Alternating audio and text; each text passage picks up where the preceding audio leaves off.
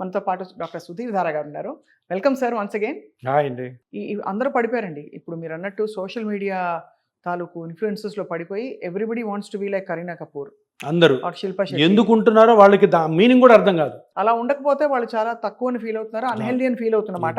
Exactly. So దానికి ఇచ్చిన okay, but ఇది చాలా మంచి పాయింట్ క్లారిఫికేషన్ ఇచ్చారు సార్.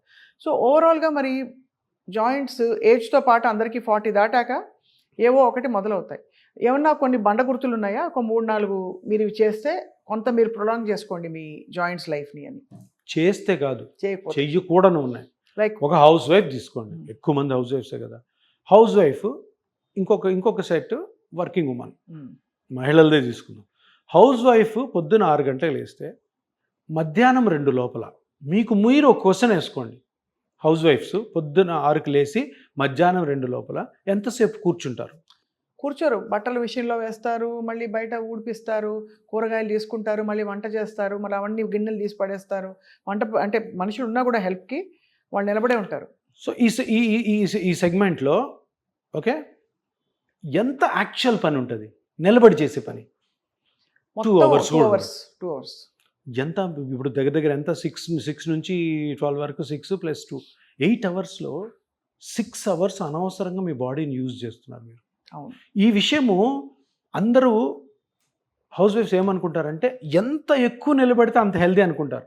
శుద్ధ అబద్ధం, రాంగ్. ఈ 8 అవర్స్లో 2 అవర్స్ పని చేయండి మీరు మీ ఇష్టం వచ్చినట్టు చేయండి. బ్రేక్స్లో చేస్తారా, డైరెక్ట్ చేసుకోండి. మిగతా టైం కూర్చొని రెస్ట్ తీసుకోండి. ఎందుకంటే మీ బాడీ ఈవెన్ 30-35 ఇయర్స్ వాళ్ళకు కూడాను ఒప్పుకోదు. దీనివల్లనే అందరూ డాక్టర్ల దగ్గర తిరగడము, లేనిపోని మందులు వాడడము, లేనిపోని సైడ్ ఎఫెక్ట్స్ తెచ్చుకోవడం. దీనివల్ల మా బిజినెస్ పెరుగుతుంది కానీ మంచిది కాదు. ఒకటే క్వశ్చన్ ప్రతి హౌస్ వైఫ్కి నేను అడుగుతున్నా. మార్నింగ్ 6కి లేసి మధ్యాహ్నం 2 లోపల మీరు ఎంతసేపు కూర్చుంటారు? పని అయితే 2 గంటలే ఉంటుంది. 2 గంటల టైం ఏం చేయాలి? కూర్చోవాలా? కూర్చొని ఉండండి. లేదు ఈ 2 అవర్స్నే బ్రేక్ చేసుకోండి. కూర్చోవడము and resting is equal to feeling guilty. Guilt అన్నది ఆర్టిఫిషియల్గా క్రియేట్ అవుతుంది. వాళ్ళు వీళ్ళు అన్నారు, ఎవరు అన్నారు?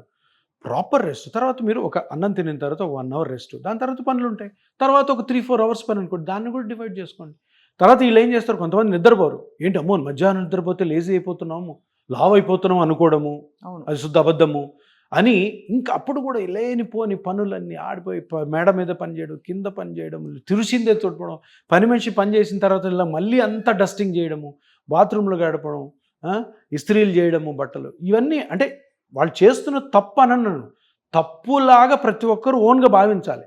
అది ఎవరు చెప్పరు బయట నుంచి. ఇప్పుడు మీరు అట్లా అలవాటు చేస్తున్నాను. హస్బెండ్స్ కూడా ఏమి ఇంకా పడుకొని ఉన్నావు, ఎప్పుడు చూసినా పని మానేసి ఉంటావు నువ్వు ఇంట్లో అంటారు. లేదు సోషల్ ఇష్యూస్, పక్కింటి వాళ్ళు, లేదంటే వీళ్ళ ఇన్లాస్ ఎవరైనా వచ్చి వాళ్ళ అత్తమామ ఏంది ఎప్పుడు చూసినా అసలు లేజీ చాలా అంటారు.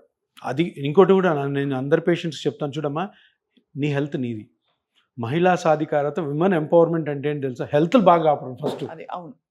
మీ హెల్త్ మీరు చేసుకోండి. మీరు ఏమనుకుంటారు, లేదు ఎంతసేపు మగవాళ్ళు ఏమన్నా వీళ్ళు మన మీద ఏమైనా అన్యాయాలు చేసిస్తుంటే మనం రేజ్ చేస్తాం, అది కరెక్టే. కానీ మీ హెల్త్ గురించి మీరు ఫస్ట్ రేజ్ చేసుకోండి. మీరు 99% ఫీమేల్స్ హౌస్ వైఫ్స్ ఎవరైతే ఉన్నారో వాళ్ళు ఏమంటారు, వీళ్ళు ఏమంటారు, హస్బెండ్ ఏమంటాడు, పిల్లలు ఏమంటారు అనే పని చేస్తుంటారు తప్పితే ఎవరు కూడా ఒళ్ళును అంత గుల్ల చేసుకోరు. బేసికల్ అది మారాలి. Women should be very healthy to become empowered. అది హెల్దీగా ఉండాలి. మీరు హెల్దీగా ఉండకుండా మీరు 35-40కే మోకాళ్ళు అరిగిపోయి స్పైన్ అరిగిపోయింది అండ్ నొప్పి చెప్పుకోలేరు. చెప్తే ఏంది 35 ఏళ్ళకే మా కోడలికి మోకాలు అరిగిపోయింది, పని చేయాలని యాక్షన్ చేస్తుందని హస్బెండ్కి చెప్పడం, ఇవన్నీ కామన్ సోషల్ నడుస్తుంది. నేను ఒకటే అంటాను, నీ హెల్త్ నీ ఇష్టం అమ్మా. మీ పిల్లల్ని పెంచుకోవడానికి, నీకు వాళ్ళని చదివించుకోవడానికి నీ హెల్త్ని యూజ్ చేయి. ఎంతో కొంత ఇంట్లో వర్క్ చేయడానికి, అంతే తప్పితే ఎక్కువ రెస్ట్లో ఉండండి. ఎక్కువ రెస్ట్లో ఉంటే మీరు అడిగారు కదా, ఏం చేస్తే ఏం చెయ్యకపోతే అన్నది ఇంపార్టెంట్. ఎక్కువ రెస్ట్లో ఉండాలి, రెస్ట్ఫుల్గా ఉండాలి, మీ పని అంతా కూడా 2-3 అవర్స్లో అయిపోతుంది. ఎందుకు తర్వాత పని చేసి? ఇప్పుడు మీరు 8 అవర్స్ పని చేస్తారు, 8 అవర్స్ తర్వాత ఒక్క నిమిషం కూడా పని చేయరు, ఆఫీస్ నుంచి వెళ్ళిపోతారు. ఎందుకు? నాకు అంతే డబ్బులు ఇస్తున్నాను, నేను ఎంతే చేస్తాను. తర్వాత నేను అంత చేయడం వల్ల నా ఎఫిషియన్సీ కూడా ఉండదు. ఇప్పుడు హౌస్ వైఫ్లు కూడా అదే అనుకోవాలి. నేను ఇంతకంటే ఎక్కువ చేశాను అనుకో, ఆ వంట చెడిపోతుంది. ఇంతకంటే ఎక్కువ చేస్తే ఎక్కడో ఒక మూల దుమ్ము ఉంటుంది, నేను దులపలేను అని అనుకుని కరెక్ట్గా అది చేసుకోవడం ద్వారా చాలా చాలా డాక్టర్ల దగ్గర నేను ఇది చెప్పిందంతా కూడాను ఇండియా మొత్తం లేడీస్ కానీ ఫాలో అయినారనుకో హాస్పిటల్ సగం ఖాళీ అవుతాయి, కార్పొరేట్ హాస్పిటల్ కానీ ఏమైనా. ఎందుకంటే 90% of the job corporate hospitals joints spine అంటే to say in other words chronic pain, దీర్ఘకాలం జబ్బులతో వెళ్ళేది 10% అక్కడికి. చాలా ఇంకొక సెగ్మెంట్ మర్చిపోయాం మనం, వర్కింగ్ ఉమెన్. వీళ్ళు ఇంకా ఘోరం.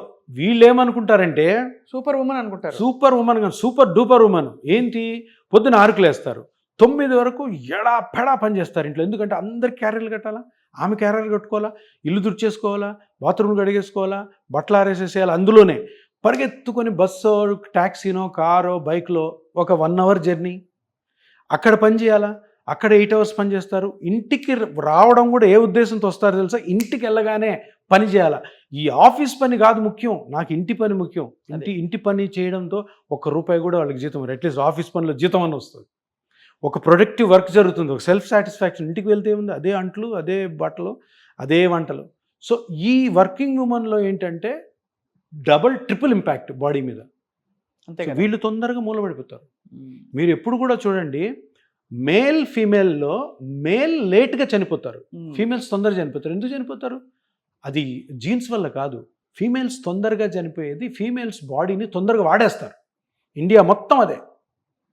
పెళ్ళి అవ్వక ముందు నుంచి చిన్నపిల్లలకి ఒకటి మీకు పాప ఉంటే మీరు కూడా ఇది చెప్తారు, చూడు ఇల్లు బాగుండాలి, మీ ఆయన్ని నువ్వు బాగా చూసుకోవాలి, ఇల్లు నీట్గా పెట్టుకోవాలి, ఇన్లాస్ వస్తే బాగా చూసుకోవాలి, వాళ్ళ బంధువులు వస్తే బాగా చూసుకోవాలి, వీళ్ళ బంధువులు వస్తే బాగా చూసుకోవాలి అంటారు. కానీ నువ్వు బాగా చదువుకో, నువ్వు ఇంటి పని చెయ్యొద్దు, ఇంటికి సర్వెంట్ని పెట్టుకొని నువ్వు బయట పని చేసి ఇండియాకి నీకు ప్రొడక్టివిటీ పెంచు అని ఎవ్వరు చెప్పరు. ఈవెన్ మోడర్న్ ఫీమేల్స్ కూడా చెప్పరు. నాకు ఇప్పుడు ఇది చెప్తున్నావు, అది చెప్తున్నావు, నువ్వు ప్రొడక్టివిటీ పెంచు, ఇంట్లో ప్రొడక్టివిటీ కూడా పెంచు. అదే దానివల్ల ఏమవుతుంది, ఇంట్లో పని. నేను ఒకటే విషయం చెప్తాను, ఏ ఫీమేల్ కూడాను, ఏ మహిళ కూడాను ఇంట్లో పని ఇష్టంగా చేయరు, బలవంతంగా చేపిస్తారు. వాళ్ళకి ఇష్టం ఉండదు. ఎందుకు ఎంత నేను చేస్తారండి. ఇప్పుడు ట్రావెల్ చేసి జాబ్ చేసి మళ్ళీ వెనక్కి వచ్చి మళ్ళీ వంట ఉండాలా, మళ్ళీ చేయాలండి. ఇప్పుడు ఈ మగవాళ్ళు ప్లస్ ఆల్సో పిల్లలు, మా అమ్మ వండితేనే మేము తింటాం, లేకపోతే తినము, ఇదొకటి ఈ డ్రామాలు. సో దీంతో ఈ హౌస్ వైఫ్స్ ప్లస్ ఆల్సో వర్కింగ్ ఉమెన్ చాలా డేంజర్లో పడుతున్నారు. చాలా తొందరగా ఓల్డేజ్ వచ్చేస్తుంది, చాలా తొందరగా మంచాలు ఎక్కుతున్నారు. సో జాగ్రత్తగా చూసుకోవాలి జాయింట్స్ని. అలాగా వాళ్ళ ఆరోగ్యాలకి వాళ్ళే బాధ్యులు కాబట్టి మీరు అందరికీ ఇచ్చిన మెసేజ్ అది. ఇది ఫాలో అయితే డాక్టర్ దగ్గరికి పోవాల్సిన అవసరం లేదు. నేను చెప్తున్నా కదా, ఈ నొప్పులతోటి 30 నుంచే స్టార్ట్ అవ్వాలి. 30 నుంచే స్టార్ట్.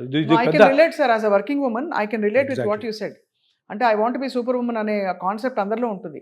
ఇంట్లో కూడా పర్ఫెక్ట్గా ఉండాలి, ఆఫీస్లో కూడా పర్ఫెక్ట్గా ఉండాలని ఇంకో చిన్న ఎగ్జాంపుల్ చెప్తాను. మా డాక్టర్లో నేను సబాటికల్ తీసుకుంటా అంటారు. డాక్టర్ ఎంబీబీఎస్ డాక్టర్ చదివింది, నువ్వు కానీ ఎంబీబీఎస్ డాక్టర్ వృత్తి చేస్తూ ఉంటే నీ వెనకాల అట్లీస్ట్ ఎవ్రీడే 20-30 పేషెంట్లు మంచిగా అవుతారు. అదే నువ్వు సబాటికల్ తీసుకుని ఇంట్లో కూర్చుంటే వాళ్ళందరినీ చూడరు కదా, వేరే డాక్టర్ చూడడానికి టైం పడుతుంది కదా. వీళ్ళు సబాటికల్ తీసుకుని ఎంత తెలుసా, మా అబ్బాయి 6th క్లాస్ చదువుతున్నాడు, వాడిని ఐఐటీలో చేర్చాలి, కోచింగ్ ఇంటెన్సివ్ ఉంది, అందుకని నువ్వు 5 years నేను రాను. ఎంత నాన్ సెన్స్ అండి ఇది. ఆ పిల్లలు ఎవరు కూడా నువ్వు చెప్పిన దాంతో పెద్దోళ్ళు ఎవరు, నువ్వు దగ్గర ఉండి కూర్చొని ఏదో చదివిస్తావు. వాళ్ళు ఎంత చదవాలో, వాళ్ళ బ్రెయిన్ ఎంత ఉంటుందో అంతే చదువుతారు. లేదా వాళ్ళ ఇన్స్టిట్యూట్స్ ప్లస్ స్కూల్స్ అని చెప్తారు. దానికోసం నువ్వు సబాటికల్ అని 3-4 years ఇంట్లో పనిచేయడం వల్ల ఇది ప్రొఫెషన్, నోబెల్ ప్రొఫెషన్ వదిలేసి, ఇట్స్ అబ్సల్యూట్లీ రాంగ్. పిల్లలు ఏముంది, వాళ్ళు మంచి ఇన్స్టిట్యూట్లో వేస్తే వాళ్ళు చదువుకుంటారు. ఈవినింగ్ వచ్చినప్పుడు ఒకసారి చూడడం అంతే. ఏదో మనమే దగ్గర ఉంటే అసలు చదవరు, వాళ్ళకి ఇరిటేషన్ వస్తుంది, వాళ్ళ అమ్మని చూస్తూ ఉంటారు రోజు. సో ఇదొకటి సబాటికల్ తీసుకోవడం ఫ్యామిలీ కోసం అన్నది తప్పు. ఎప్పుడు కూడాను ఫ్యామిలీ కొంచెం దూరంగా ఉంటే, నేను ఇంకా చెప్తాను ఏంటంటే, ఈ 8 hours పని చేస్తారు కదా, మీరు కూర్చొని చేస్తారు, అట్లీస్ట్ రెస్ట్ దొరుకుతుంది. కంప్యూటర్ ముందు ఎక్కడో, ఇంటికి వెళ్తే చీపురు పట్టుకుంటే. మొత్తానికి సార్ హౌస్ వైఫ్స్కి, వర్కింగ్ విమెన్కి ఎస్పెషలీ జాగ్రత్తగా ఆరోగ్యం కాపాడుకోవాలని చెప్పారు వాళ్ళు. Thank you so much. And super PRP I think బాగా మొండి పెయిన్ ఉన్న వాళ్ళకి ఎక్స్ప్లోర్ చేయొచ్చు. మూడో విషయం నేను తెలుసుకుంది ఏంటంటే, దట్ పిఆర్పి అండ్ ఇది పెయిన్ మేనేజ్మెంట్ ట్రీట్మెంట్స్ అన్ని చాలామందికి పనిచేస్తున్నాయని చెప్పి విజ్ఞులు కూడా ఇప్పుడు ఒప్పుకుంటున్న పరిస్థితి. ఎక్సలెంట్గా పనిచేస్తున్నాం. ఇదొక మంచి పరిణామం ఇప్పుడు. ఎందుకంటే అథారిటీస్ కూడా ఓకే చేసాయి. అథారిటీస్ ఓకే చేసాయి అంటే ఇంకెవరికి ఏ డౌట్లు ఉండదు. తప్పకుండా పిఆర్పి గురించి అందరూ తెలుసుకోవాలి, జనరల్ పబ్లిక్, డాక్టర్లు కూడా తీసుకొని ఇది దాని ప్రాపర్ అడ్వైస్ తీసుకొని ప్రాపర్ డాక్టర్ దగ్గర చేసుకోండి, ఎక్సలెంట్గా ఉంటారు. Thank you very much doctor Sudheer garu. Because revolutionary concepts ఉంటాయి ఇవి. ఎక్సర్సైజ్ అక్కర్లేదు, ఇవన్నీ విని చాలా మంది హర్షిస్తారు. లావుగా ఉన్న వాళ్ళందరూ అన్హెల్దీ కాదు, సన్నగా ఉన్నారని చెప్పి హెల్దీ అని అనుకోవద్దు. కాబట్టి ఇవన్నీ కొత్త కొత్త ప్రమాణాలు మనమే పెట్టుకుందాం ఇంకా రాబోయే కాలం కోసం. Thank you so much sir. నమస్తే. నమస్తే.